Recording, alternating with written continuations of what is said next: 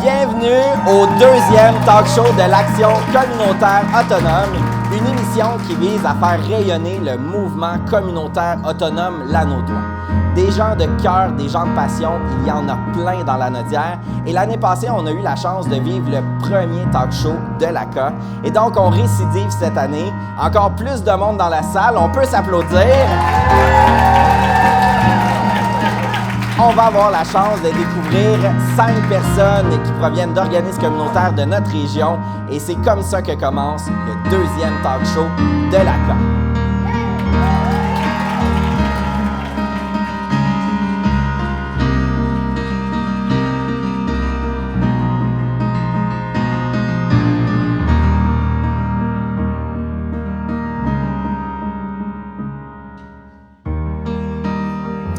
Tout d'abord, bonne semaine de visibilité de l'Action communautaire autonome.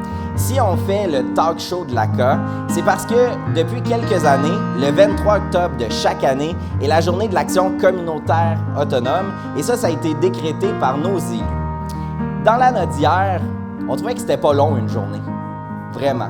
On a décidé d'étirer et de prendre une semaine pour célébrer qui on est. Parce que l'Action communautaire autonome, c'est vraiment des gens qui œuvrent pour le bien-être des personnes qui gravitent dans nos communautés.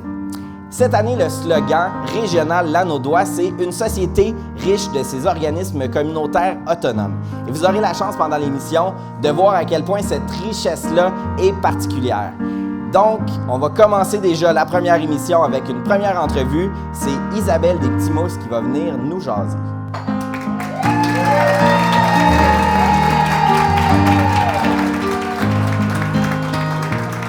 Isabelle Leblanc, oui. Coordonnatrice des ateliers Les Petits Mousses dans Lanaudière. Je te corrige tout de suite, atelier éducatif Les Petits Mousses. Éducatif oui. En plus. Oui. Il s'en passe des choses dans l'Action communautaire. Il s'en passe, hein? C'est fou.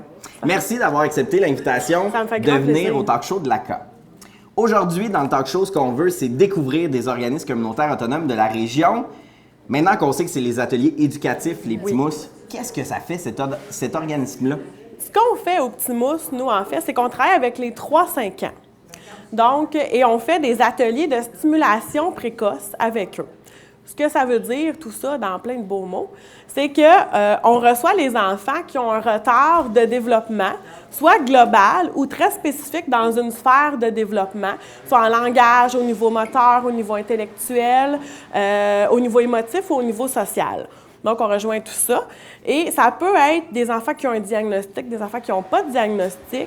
Donc, un enfant qui présente un retard et que le parent ou un spécialiste dit « Bien, moi, j'ai le goût de lui donner un petit coup de pouce avant qu'il entre à la maternelle, finalement, avant qu'il commence dans le parcours scolaire. On a le goût de venir lui donner un petit coup de pouce, un petit boost de plus pour que son parcours scolaire se passe bien. » Comment on entre en contact avec les Petits Mousses?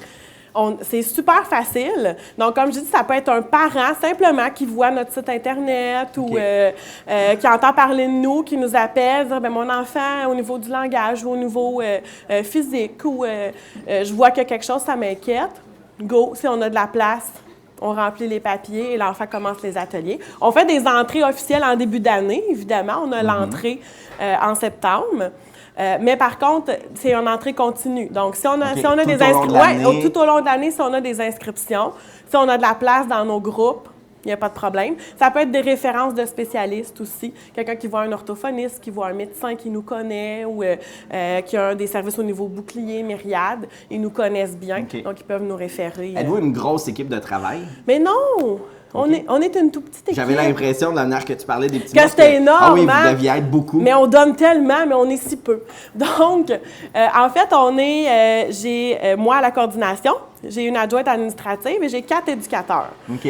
Donc, c'est les 4 éducateurs qui donnent le service là, à une 60aine d'enfants par année. Tu dis éducateur, j'imagine il y a des gars, des filles?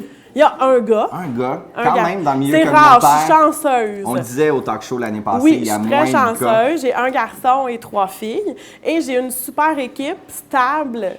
Dans le communautaire aussi, il y a plus souvent, il y a du roulement parce que c'est un peu une école. Hein, le communautaire, les gens viennent se former, viennent apprendre, puis c'est correct. Mais moi, ça fait à part moi, ça fait entre 13 et 21 ans de service au niveau de mon équipe. Optimus, pas en tant qu'éducateur, là, mais vraiment Optimus en tant... Et en vraiment pas long, là, Ouais. pourquoi tu as choisi de travailler dans le communautaire? Ah, Seigneur, j'ai toujours travaillé au communautaire. Là, je pourrais me faire peut-être crier des noms, parce que j'ai travaillé dans un organisme communautaire, mais pas autonome, mais j'étais dans le communautaire quand même. Mais depuis que je suis sortie du cégep, en fait, ça a été une voie pour moi parce que j'ai vu le public quand j'étais en formation.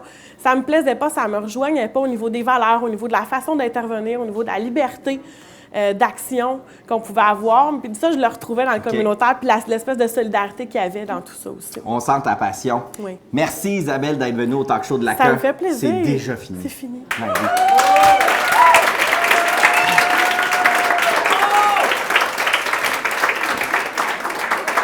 On accueille notre deuxième invitée, Solange Touga du groupe populaire Déclic. Bonjour. Bonjour Solange. Qu'est-ce que ça fait, le groupe populaire Déclic? Le groupe populaire Déclic, ça fait plein de choses. On a 3 volets de OK. formation à Déclic. On a un premier volet qui est des ateliers de lecture, d'écriture et de calcul avec des adultes qui ont des difficultés à ce niveau-là. Et on a un groupe présentement à Berthierville et un à Saint-Gabriel. Un bon coup qui s'est passé dans ce groupe-là, Ouais. c'est que les personnes avaient des difficultés au niveau des quantités, au niveau des... quand ils faisaient leur épicerie, c'était compliqué. Donc, ils ont partagé leurs difficultés et ils sont allés faire leur épicerie ensemble. OK. Et de là, bien, les personnes ont développé plus leur autonomie puis ils ont sauvé des sous parce qu'ils ont compris qu'est-ce qui se passait à l'épicerie. Wow. Ça, c'est un bon coup pour la gang d'Alpha. Vraiment. Ça, c'est le premier volet. Ça, c'est le premier volet. Deuxième volet. Je me sens, tu sais, bousculée. Le deuxième volet, c'est la démarche de prévention du décrochage scolaire, les succès. OK. Nous, on croit qu'il faut intervenir le plus tôt possible en début de parcours scolaire auprès des jeunes et des parents. Donc, on fait des ateliers avec des jeunes de maternelle première année au niveau des conditions favorables à l'apprentissage, le développement de l'estime de soi, des habiletés sociales et de la concentration. Et parallèlement à ça, bien, le parent s'engage à faire une démarche avec l'intervenante de Déclic. Un autre bon coup qui se passe, Ben oui. il y a un père qui a une petite fille et qui avait des difficultés au niveau de la lecture et de l'écriture. Puis là, il s'est dit qu'il fallait qu'il se donne un plan d'action et une façon de faire Comment avec donner elle. le goût de la lecture? Comment donner le goût. Et là, il dit, je vais regarder ses intérêts et je vais travailler à partir de ça. Donc, il s'est mis à lire des chansons sur Internet avec sa fille, à Bonne raconter idée. des histoires, à faire des jeux de société. Et ça a fait en sorte que, petit à petit, bien, la petite fille, elle a eu une mention à l'école et elle s'est améliorée. Wow. Et le père a vécu un succès là-dedans dans son accompagnement. J'imagine l'estime de soi de la jeune et du papa Et du aussi. père, oui, c'est Wow. extraordinaire. Et il y a un troisième volet chez Déclic. Il y a un troisième volet qui est la formation développement d'employabilité Déclic Action. On travaille avec des personnes qui veulent se trouver un emploi ou qui veulent retourner aux études. Et pendant 18 semaines, les personnes découvrent leurs compétences, travaillent ensemble, vont faire des stages en entreprise et vivent des projets. Et un des projets l'an passé, c'est que le groupe voulait se fêter parce que suivre une formation de 18 semaines, c'est exigeant. Oui. Donc, ils sont payés, ils ont d'abord ramassé des sous, fait qu'ils OK. ont vécu ce projet-là, ils ont travaillé en équipe, ils sont payés un repas au resto, mais il restait des sous. Fait qu'à la fin, ils ont décidé de payer des cartes, 3 cartes, à des participantes du groupe qui voulaient travailler avec des personnes en centre d'accueil. OK. Fait qu'ils ont payé leurs 3 cartes. Ils ont payé des bottines à cape d'acier à une autre personne qui voulait aller travailler en usine.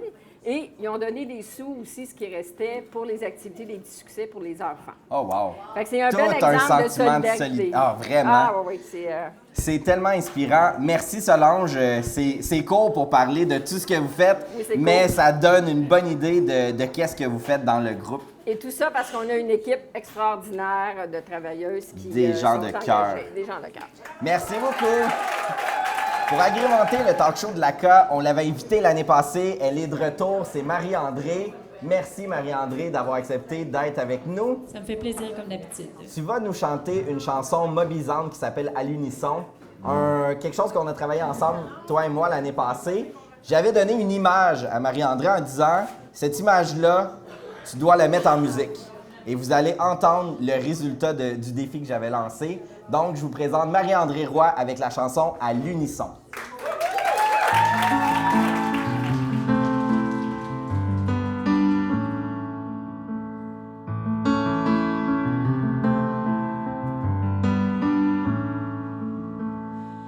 Tu parles, tu cries, mais on ne t'entend pas. Il faut parfois être plus d'un à la fois. N'aie pas peur, joins-toi à nous pour s'aider à rester debout. Et toi, tu dors, je t'en prie, réveille-toi. Il faut toujours courir, mais jamais pour s'enfuir. Oh, joins-toi à nous. Oh, restez debout.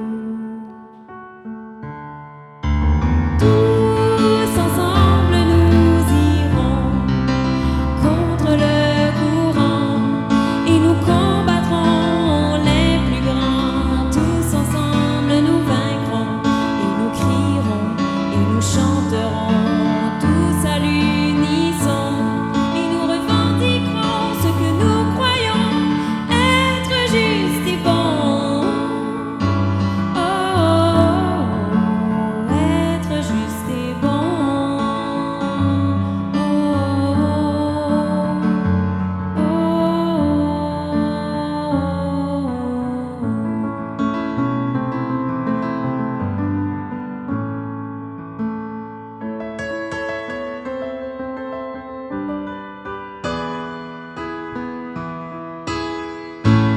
Il est temps de s'unir avant d'être engloutis dans un océan trop grand. Il est temps de s'unir. Allez, vas-y, suis-moi, je t'amène là où tous y croient. Allez, suis-moi, à plusieurs on entend nos voix.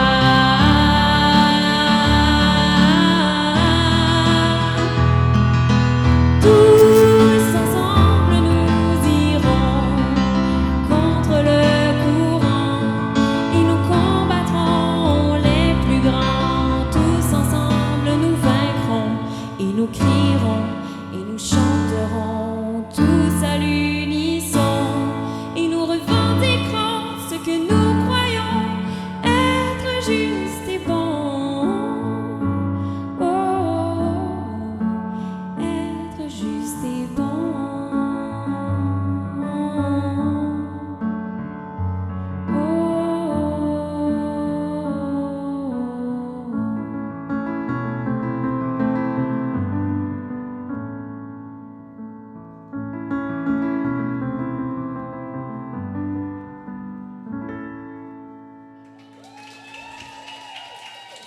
Merci. Donc, on accueille sur le plateau du talk show de la K, Carole Épine de Parrainage civique Lanaudière. Merci, Carole, d'être avec moi pour le talk show. Donc, ce qu'on veut savoir, qu'est-ce que c'est le Parrainage civique Lanaudière? Parrainage civique Lanaudière, c'est un organisme qui a vu le jour il y a 29 ans. On va fêter bientôt nos 30 ans. 30 ans. Donc, wow, c'est impressionnant. Oui, c'est ça. Donc, il y a 3 bureaux, un siège social à Rawdon, 2 points de service, un à Mascouche et un à Repentigny. Donc, c'est beaucoup d'ouvrages, je dirais, parce qu'il y a beaucoup de besoins. Mais Parrainage civique Lanaudière aussi, c'est comme une grosse gang. On a des bénévoles qui sont les parrains moraines. On a des filleuls qui sont les personnes handicapées ou des personnes en perte d'autonomie. OK. Puis on a aussi des personnes âgées, c'est ça, en perte d'autonomie, donc qui se retrouvent souvent toutes seules suite à le décès du conjoint. Nous, dans le fond, nos bénévoles, c'est des personnes d'exception. C'est des personnes qui font un changement dans les vies des filleuls. C'est vraiment des fabricants de bonheur parce qu'on sait que souvent, ces personnes-là sont toutes seules dans la vie. Les familles sont là ou inexistantes. S'ils sont là, ils ne vont pas les voir, donc c'est pas facile. Puis Parrainage civique Lanaudière, bien, c'est une équipe de travail de 5 personnes qui travaillent. C'est ça, on se divise la job, dans le fond, dans 3 bureaux, puis c'est quelque chose. Oui, c'est vraiment un gros travail. Mais c'est gratifiant parce qu'on voit la différence. Dans le fond, ce que ça veut dire, c'est que vous créez des dyades, 2 personnes, un parrain et un filleul. Puis là, tu te dis, dans le fond, on brise l'isolement. Ça veut dire que ces gens-là, ils sortent de chez eux, ils font des sorties. Qu'est-ce qui se passe quand ils sont ensemble, le parrain et la filleule?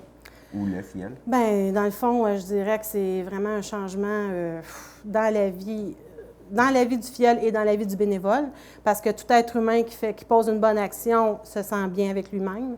Mais j'aurais peut-être juste le goût de prendre quelques secondes puis de donner un exemple concret. J'ai une marraine qui était jumelée depuis 15 ans avec une personne qui avait une déficience intellectuelle légère. La personne en question, le filleul, est entré à l'hôpital pour une banale pneumonie, n'en est pas ressorti. Donc, au salon funéraire, la famille a tenu à ce que la marraine soit là. Et elle lui a même remis un bouquet, tu sais, une des fleurs. Donc, en tout cas, là, j'en parle et... ça vient changer vraiment la vie des gens. Tu sais, c'est du 1 pour 1. Puis c'est comme, on n'est pas là pour prendre la place des intervenants du réseau, tout ça, mais on fait un changement, je l'ai dit tantôt, puis c'est important ce qui se passe. Puis en même temps, on fait des activités qui vont comme resserrer les liens d'appartenance, autant pour les bénévoles que pour les filleuls. Dis-moi, est-ce que vous avez assez de parrains pour répondre à la demande ou c'est plus difficile que ça? Non, on est quand même chanceux. On a une 50aine de bénévoles, mais j'ai 103 filleuls en attente. Et boy! Oui. OK. Donc, il y a vraiment là un besoin de parrains, donc de gens qui voudraient faire la différence dans la vie de personnes. Là, je comprends que votre porte est grande ouverte.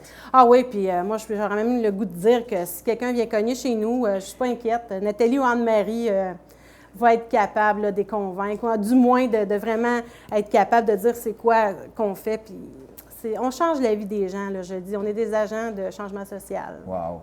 Merci. Ça a super bien été, Carole.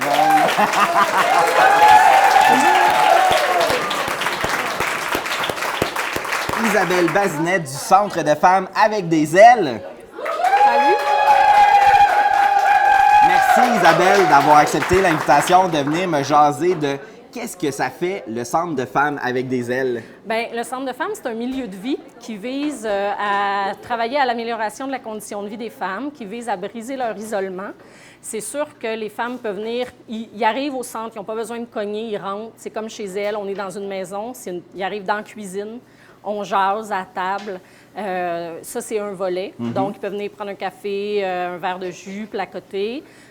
On a des ateliers aussi de groupes d'entraide pour les femmes.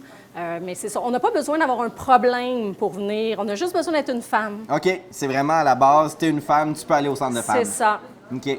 Et donc, briser l'isolement, des activités. J'imagine qu'il y a aussi un volet enjeu, mobilisation, où les femmes apprennent à découvrir un peu ce qui se passe dans la société. Il y a un volet très important. En fait, je dirais que dans tout ce qu'on fait, dans tout ce qu'on est, on amène les femmes à prendre conscience de ce qui se passe dans la société. On est très porté sur le passé du jeu au nous. Donc, si une femme nous raconte une problématique qu'elle vit, bien, on va lui refléter qu'elle n'est pas toute seule comme femme à vivre ça. Puis, on va l'amener à en jaser avec d'autres femmes pour se donner davantage de pouvoir sur sa situation. Puis, il y a des actions collectives de grande envergure comme la Marche mondiale des femmes. Cette année, c'était une année de marche mondiale. Donc, les femmes se sont vraiment beaucoup impliquées. On fait plusieurs actions pendant toute l'année. Puis, ça s'est terminé le 17 octobre par une grande marche à Trois-Rivières. Et c'est vraiment pas pour te piéger. Il y avait quand même un thème inspirant à la Marche des femmes cette année qui était « Libérons nos corps, notre terre et nos territoires ». Je trouve que ça veut tout dire. Dans le fond, l'idée, c'est de voir les femmes partout dans la société. Tout à fait. Puis oui, nos corps, notre terre, puis nos territoires, c'était aussi beaucoup en lien avec les communautés autochtones.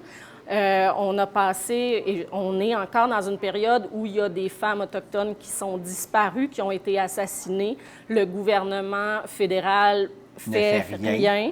Donc, c'est peut-être ça aussi qui fait que les femmes se sont à ce point mobilisées. Ça a été une année particulièrement je dirais, facile pour amener les femmes à embarquer. Oui, parce que tu me disais, cette année, ça a comme doublé quasiment la participation des femmes aux actions de mobilisation. Bien, nous, dans notre petit village-ville de Saint-Gabriel, normalement, quand on a 5-6 femmes qui participent à ce type d'action collective-là, c'est fantastique. Et là, cette année, il y a eu 13 femmes, entre autres, à une action à Saint-Ligory qui a eu lieu. Et il y a eu 17 femmes, mon Dieu, 17 femmes le 17 octobre, c'est en le disant que je réalise, mais qui sont venues participer. Donc, c'est énorme. Wow, ben c'est vraiment inspirant. C'est pour ça que je voulais qu'on dise le thème. Merci Isabelle d'avoir pris le temps de venir avec nous au talk show de l'ACA. Et encore là, les coordonnées de l'organisme apparaissent à l'écran. Un gros merci. C'est un plaisir.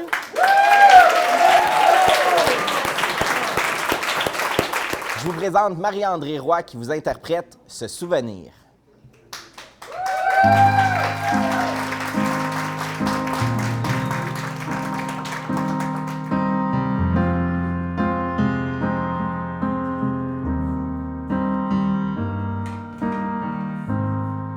Se souvenir de comment c'était avant, même si je ne l'ai jamais connu. Rêver aux couleurs et à l'odeur des feuilles, tout de suite après la pluie, et la beauté des océans. Sentir les vagues qui frôlent tes pieds, savoir qu'il est midi en regardant le ciel. Le feu, la terre et l'air, les forêts et les mille nuits, se souvenir de comment c'était.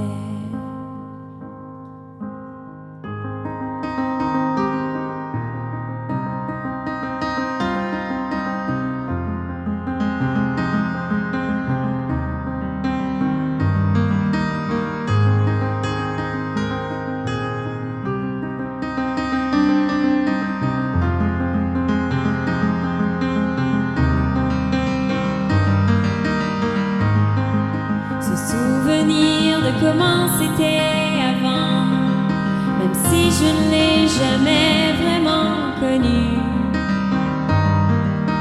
Même si le ciel que j'observe ce soir n'est pas tout à fait le même que mes ancêtres ont vu. La beauté des nuages, regardez les étoiles briller, tout là-bas, même si c'est différent. Et ce chaos dont tout le monde me parle, celui qui semble être plein de vie, malgré tout, je les envie. Se souvenir de comment c'était avant.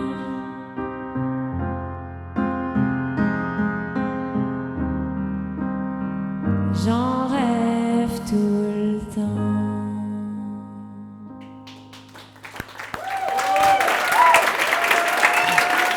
On accueille maintenant Lisette Dornois du Vaisseau d'or des Moulins.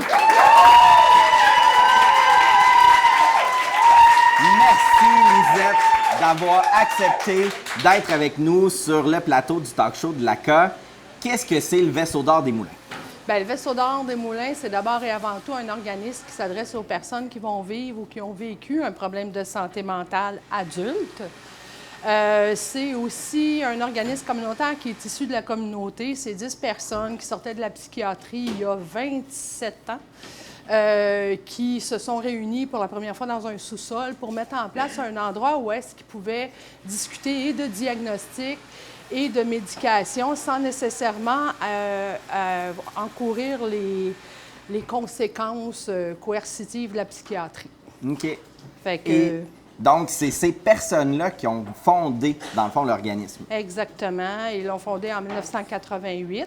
OK. Par la suite, les membres se sont réunis de façon régulière pour mettre en place le groupe d'entraide. Groupe d'entraide, c'est un endroit où est-ce que les gens viennent pour d'abord et avant tout briser leur isolement, chercher de l'information sur qu'est-ce qu'on leur a donné comme diagnostic ou comme médication. Nous, on travaille avec ce qu'on appelle l'approche alternative. Fait que pour nous, le diagnostic, c'est pas quelque chose qui est important. OK. Parce qu'une même personne peut recevoir jusqu'à 5, 6 et parfois même 7 diagnostics, puis ça Wow. dans la même journée. Et Puis on l'a vu. Fait OK. fait qu'à partir de là, nous, on va préférer travailler avec Pierre, Louise ou Jean. Et à partir de ses forces, souvent, les membres vont être appelés à participer à des ateliers de peinture, des ateliers de créativité, ou encore à s'impliquer dans la vie politique, dans la représentativité au niveau du vaisseau. Ils vont toucher toutes les sphères qui touchent un organisme Donc, communautaire. l'approche alternative, ça veut dire la personne d'abord. La personne C'est avant la tout. personne dans sa globalité, puis c'est un ailleurs que dans un asile et autrement que la psychiatrie. C'est un peu vite résumé l'approche alternative. Mais c'est ça. Exactement. Et vous n'avez pas juste le volet du groupe, vous avez aussi un volet hébergement au Verseau d'Or? Oui, le volet hébergement, ça aussi, c'est issu des membres qui se sont mobilisés et qui ont mis en place une maison d'hébergement à force de revendiquer. OK. Il y a 6 places à la maison d'hébergement. OK. C'est un rapport volontaire. Les gens appellent directement à la maison d'hébergement. On les accueille au téléphone, ensuite en face à face. OK. Puis après ça, si on peut correspondre à leurs attentes et eux autres être dans les objectifs qu'on peut accompagner, bien à ce moment-là, ils vont être accueillis avec plaisir. Merci Lisette, c'est un bref survol de l'organisme, c'est vraiment court, mais on invite les gens à découvrir le Vaisseau d'Or et de toute façon, comme vous voyez dans l'émission, on met les coordonnées des organismes. Un gros merci. Bien, ça me fait plaisir. Vous assistez donc à la dernière minute du talk show de l'ACA, le deuxième que la table régionale des organismes communautaires de la Nodière produit. Et ça, c'est dans le cadre de la semaine de visibilité de l'action communautaire autonome. Toute la semaine du 18 au 24 octobre, nous vous invitons entre autres à écouter le M1035 pour participer au défi au cas. Aussi, vous pourriez entendre les publicités qui présentent les organismes communautaires autonomes de la Nodière. J'aimerais remercier des gens qui permettent la réalisation de la semaine de visibilité dans la Nodière, entre autres les députés lanaudois du Parti québécois, Véronique Yvon, Mathieu Traversy, André Villeneuve et Nicolas Marceau, ainsi que les municipalités de Terrebonne, Saint-Alphonse de Rodriguez, Rawdon, Crabtree et Joliette. Et si vous participez au défi au cas, je veux juste dire qu'il y a un prix d'une valeur de 575 $ pour un chalet, une fin de semaine en juin 2016 pour 6 personnes et l'accès à toutes les activités. Je pense que ça vaut la peine de participer à l'activité. Je veux aussi remercier Marie-André Roy au piano, l'équipe de La Troquelle et surtout vous qui êtes venus assister au deuxième talk show. Un énorme merci.